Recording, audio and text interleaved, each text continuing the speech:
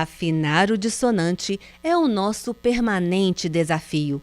Com essa frase, a desembargadora Denise Alves Horta resumiu o trabalho dos operadores do direito perante a reforma trabalhista.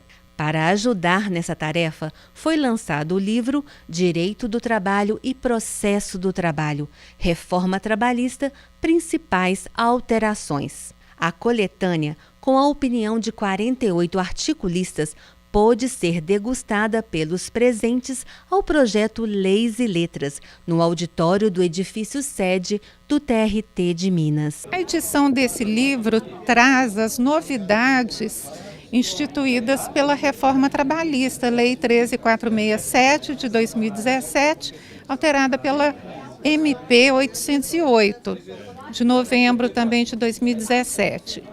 E os articulistas e os temas que foram adotados no livro retratam os questionamentos, as dúvidas, enfim, toda a interpretação das alterações. A ideia do livro surgiu numa reunião entre a desembargadora Denise e o desembargador Luiz Ronan Neves Cury, que elogiou o empenho dos organizadores e articulistas na criação da obra coletiva.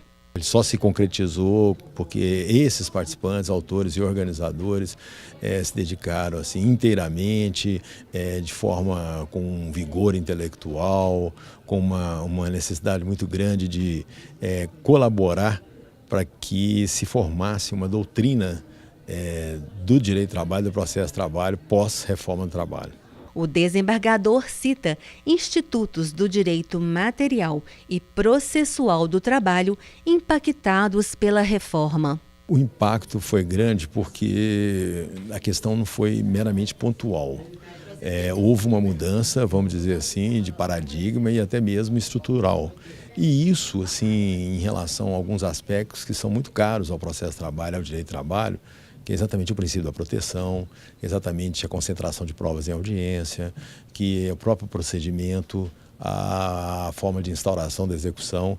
Enfim, muitos daqueles institutos, muito daquilo que é considerado fundamental e da própria estrutura do processo de trabalho, do direito do trabalho, foi alterado. Outro organizador do livro, este desembargador, opina sobre as alterações na CLT e os desafios encontrados em sua aplicação. Ela trouxe inovações que podemos sintetizar de apressadas. E agora, na medida que nós, intérpretes, começamos a apreciar e vamos identificando as contradições, as dificuldades e figuras novas que também vamos lidar com ela e não compreendemos ainda com maior profundidade. Então, o desafio de interpretar a reforma agora está com o judiciário. Em relação à proteção do trabalhador, alguns pontos foram mantidos. Continua as indenizações por acidente de trabalho, por doenças ocupacionais, a necessidade do empregador fazer prevenção, os adicionais de insalubridade, periculosidade, horas extras, trabalho noturno. Então isso continua porque há uma vedação constitucional de alterar isso, a não ser que faça uma emenda constitucional. Mas a reforma também trouxe mudanças que podem impactar na saúde do trabalhador. A reforma também precarizou e facilitou muito as horas extras, a sobrejornada. Criou jornadas que eu estou dizendo randomizadas, que cada dia você pode trabalhar num horário, dificultando que o trabalhador faça uma programação pessoal do seu dia a dia e da sua atividade fora do trabalho. E isso não sabemos a repercussão que vai trazer para o dia a dia do trabalhador, inclusive os transtornos mentais que isso pode ocasionar dessas jornadas randomizadas. Também organizadora da obra, essa servidora da Escola Judicial analisa o impacto da reforma para quem procura a justiça trabalhista.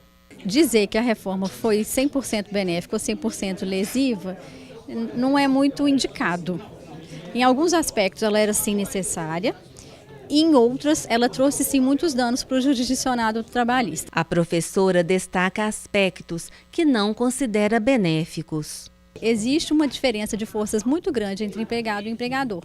Então, sem sombra de dúvidas, em vários aspectos, justiça gratuita, honorários advocatícios, honorários periciais, há sim danos ao jurisdicionado trabalhista.